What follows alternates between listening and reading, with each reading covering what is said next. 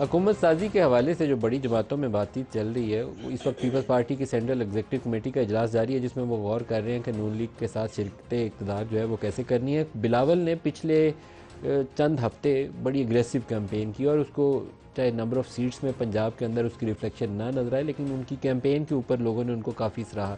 ان کے کچھ بیانات کی جھلک آپ کو دکھلاتا ہوں، اور پھر آج جو میٹنگ وہ کر رہے تھے اس کے ساتھ آپ خود ہی دیکھیے کہ وہ خود کیسے جسٹیفائی کریں گے اپنے ووٹرز کو۔ دکھائیے گا جی۔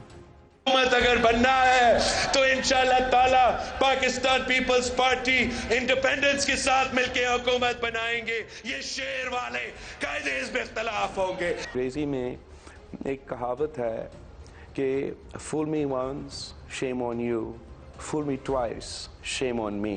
ہم انڈیپینڈنس کے ساتھ مل کے حکومت بنائیں گے، once bitten twice shy۔ جب حکومت سے نکل آتے ہیں تو پوچھتے ہیں کہ مجھے کیوں نکالا۔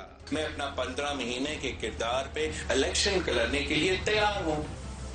آپ شہباز شریف سے پوچھیں کیا وہ اپنا 15-16 مہینے کے کارکردگی پہ لڑنے کے لیے تیار ہیں یا وہ اپنے منہ چھپا رہے ہیں۔ پی ڈی ایم کی حکومت میں مسئلہ یہ تھا، معاشی حالات بدتر ہوتے ہی میں بھی مایوس ہوا اور اس ملک کے نوجوان بھی مایوس ہوا۔ آپ نے اب مہنگائی لیگ کا بھی اصل چہرہ دیکھ لیا ہے، وہ شہر تو بلی نکل لیا ہے۔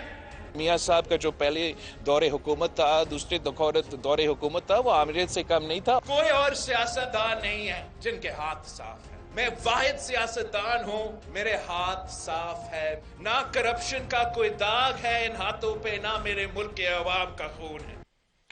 جب بلاول شہباز شریف سے گلے مل رہے ہوں گے تو یقیناً دونوں نے ایک دوسرے سے کان میں پوچھا ہوگا کہ اس دفعہ نتیجہ کس نے نکالا۔ معلوم نہیں جواب کیا آیا ہوگا۔